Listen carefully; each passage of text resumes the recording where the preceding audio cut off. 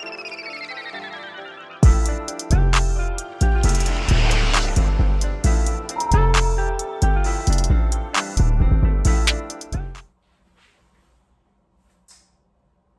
good, y'all? It's your girl CiaraShanta. Welcome to my newest segment or piece of a work in progress, working at the bar. This segment basically kind of recaps and digs into my background and my history as a server slash bartender slash industry worker.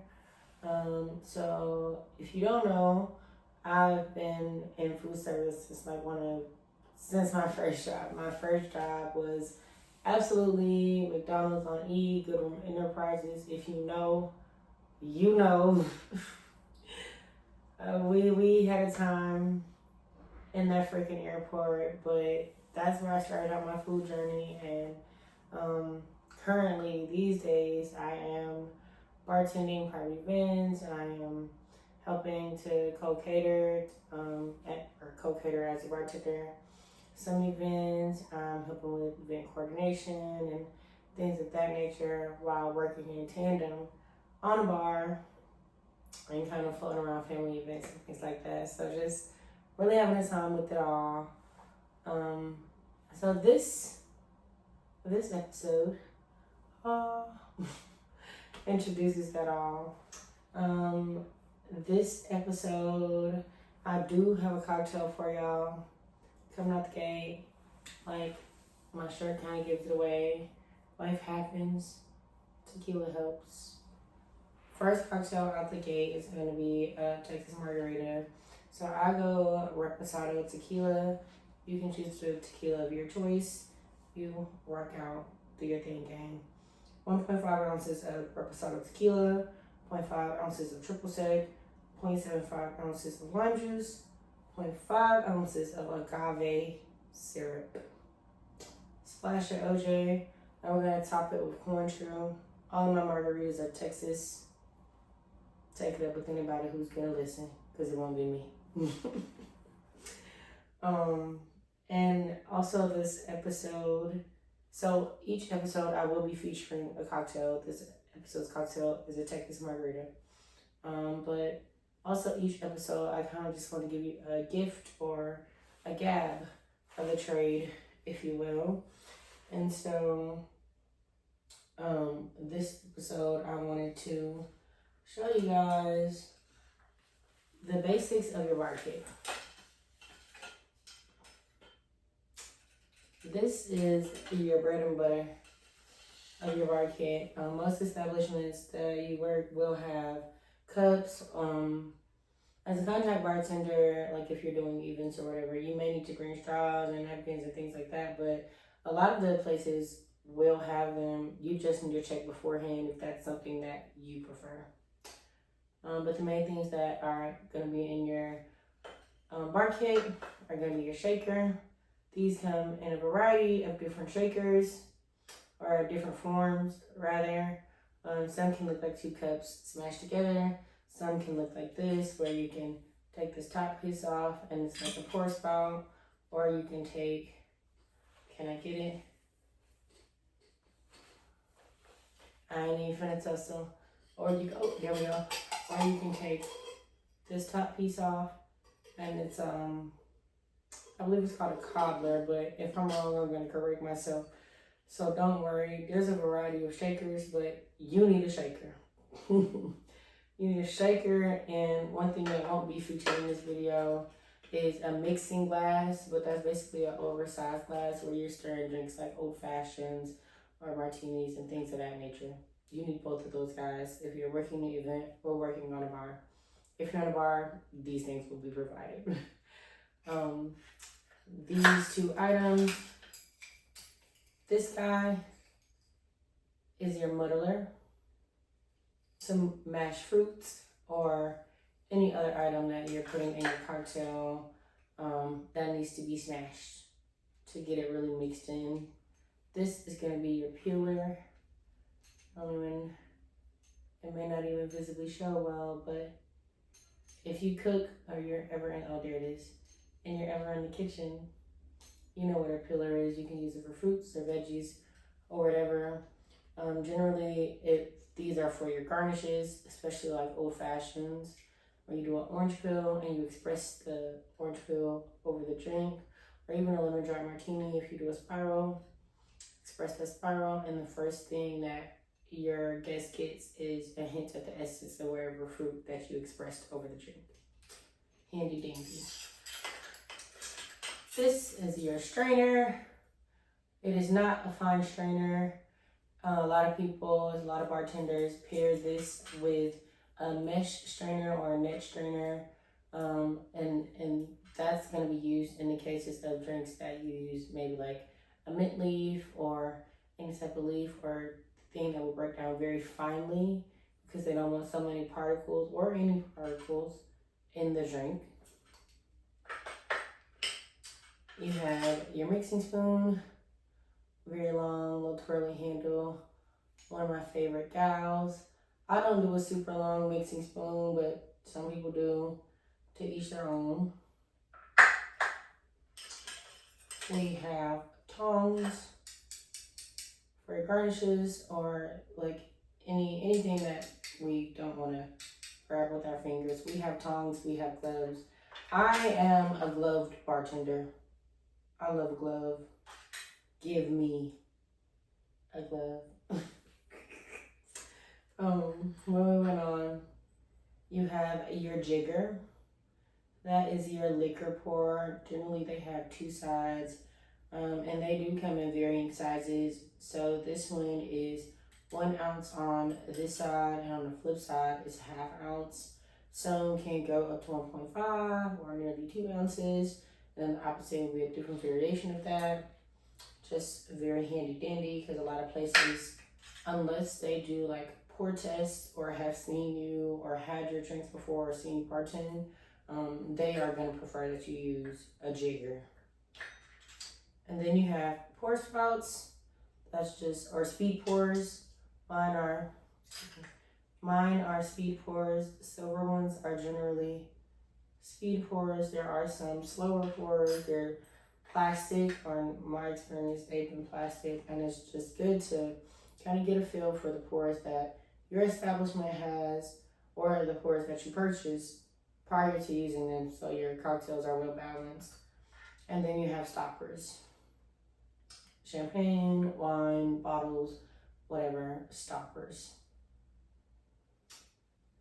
And that, oh, almost forgot, one of the most important pieces. Gee whiz, Ciara. Gee whiz. A wine key. We need this guy. We absolutely need this guy. Any bar, any day for beer, wine, bottle opening. This little back knife comes in super duper handy. Those are the main tools of the trade here. You can get a kit off of Amazon. Of course, if you want like quality kits, please read the reviews or go on a trusted website where restaurant workers order bar materials and things like that. Generally, you may have to be connected with the restaurant or have an EIN. If you have a business license, then you have access to a lot of little places, like wholesale places that the general public doesn't have access to, if you didn't know. But Amazon will do you just fine. Work out, gang. That's that. So I'm gonna move forward. One thing that I did want to discuss this episode, the main topic of this first episode, are the main tools of the trade. And I know a lot of people are thinking like, oh, well, you just told us the main tools of the trade. Yes and no. A desire to give and receive good customer service, the will to continuously give 51% on your worst days as well as your best is the main tool of the trade. as bartenders and service workers, literally, if you know one or you're out to eat, ask anyone. On your worst day, you come in here, would we be able to tell that it's your worst day? Like, if you're a regular, maybe you'll notice, or a coworker, like, oh, they're quiet today, but in general, customers should not notice that something's off with this person. Like, oh, this person doesn't really want to be here. The main comment that comes to mind on the consumer side is, I didn't ask you to apply here. So why are you acting like this? That, to me, the customer service aspect is your biggest tool of the trade. You have to be ready to come in on sucky days, on glory days, on sick days. Sick days, you need to go home in the restaurant industry. I'm not an advocate for that. But like heavy days, some days you aren't going to be able to call out and kind of rock out and chill at home because the team is relying on you at this point. Like, once you get into industry work, it's a little bit different from going from a 9 to 5 or somewhere with not so much of an individualized position, because an entire restaurant could be relying on you at this point, or a full event could be relying on you at this point.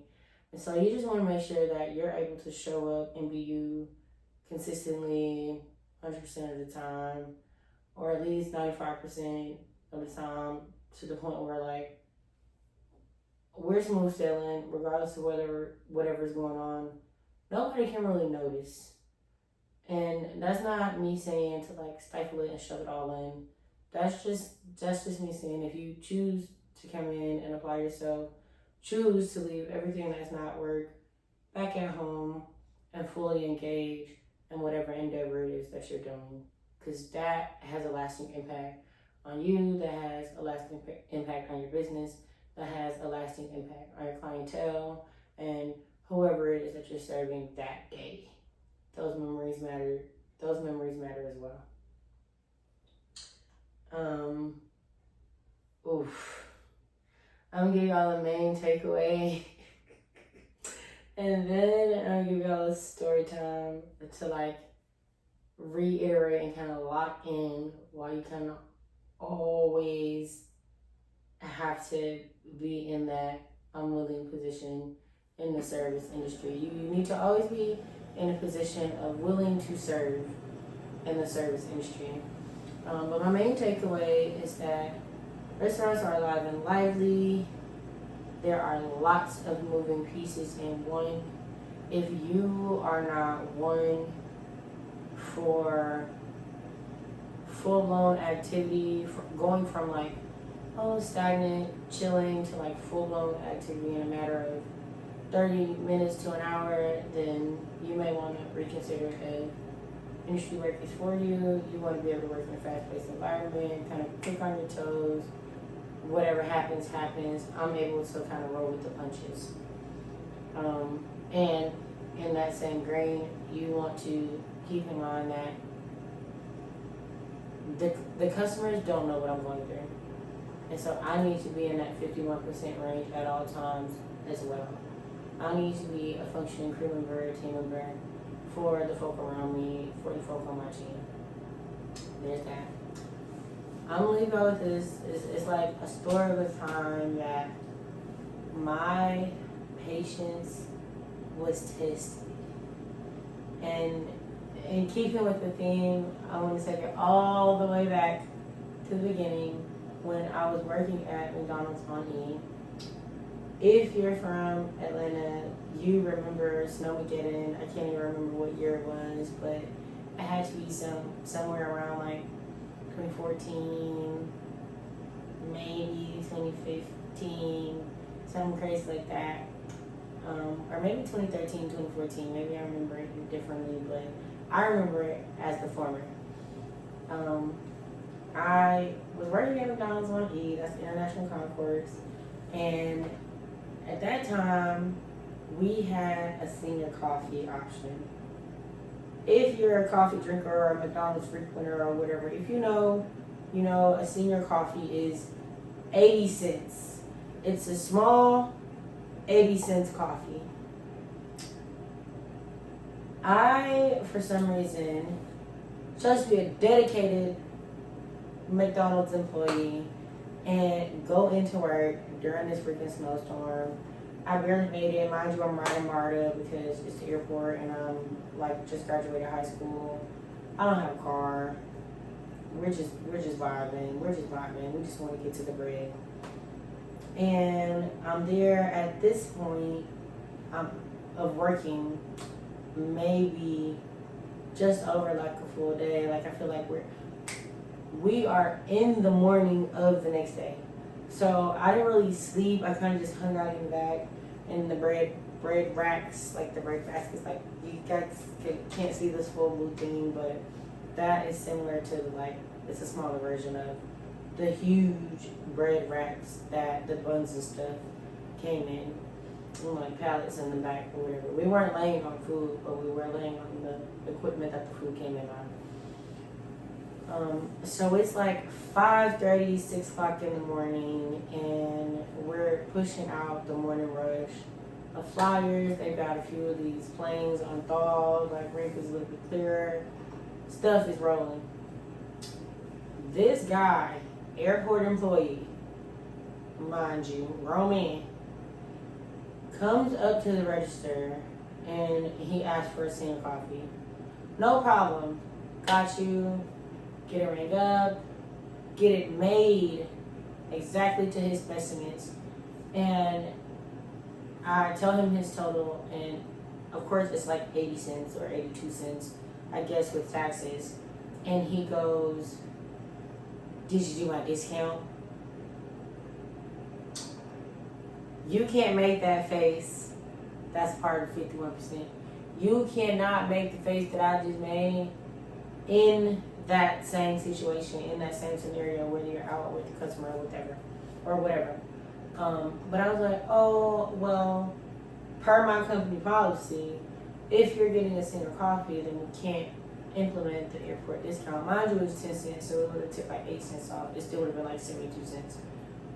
I was like, we can't do the discount because the coffee is already discounted.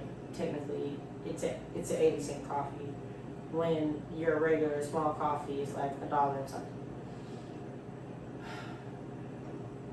There is a whole like, yes, you can discount it. I get my single coffee every day. I want to speak to your manager. Go and get them. After being in the airport for over a day, like working all night, nearly all night, until we literally ran out of food for customers. At one point, we went from like a whole menu to a limited menu to what this is what we got to, all right, y'all gonna have to see if we have something in the morning.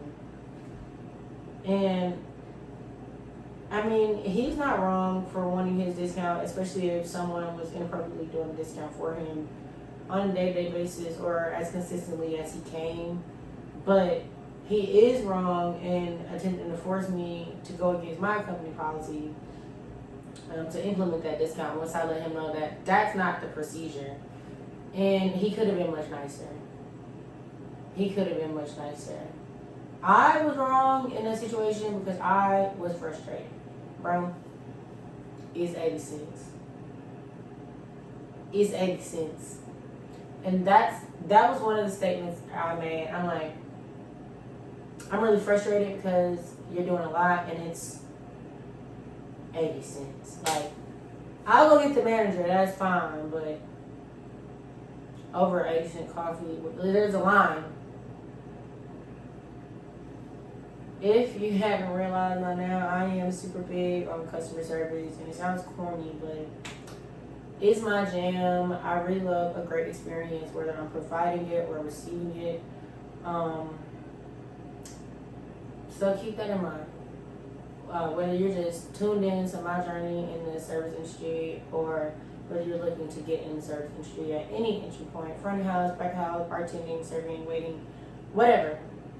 You need to have a great mind for customer service, and you really need to have a great mind for customer service in any job, in any career, in any endeavor that you pursue. But Welcome to Working at the Bar with your girl, CiaraShanta. Now, please like, comment, subscribe. If you're feeling what you hear,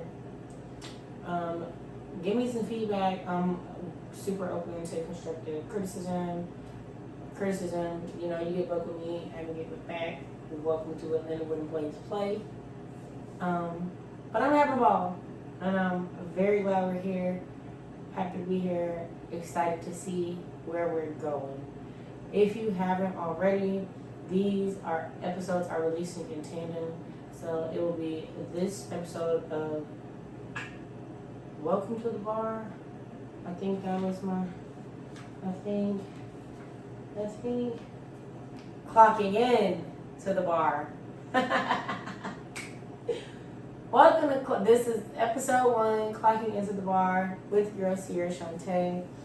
If you haven't already, or if you're new here, go on over to Apple Podcasts or Spotify Podcasts, wherever you put your podcast, and tune into the latest episode of A Work in Progress podcast with your girl CiaraShanta. It's a re-intro episode. I've been in the background working for a little minute, but we're back now. And we're having a ball. I can't wait to do this journey with y'all. Circle of progress. We're on the way, but we're gonna hit the ground running. Thank you for tuning in. Y'all have a great day, a great week, a great month, a great year. Go be prosperous. See y'all next time.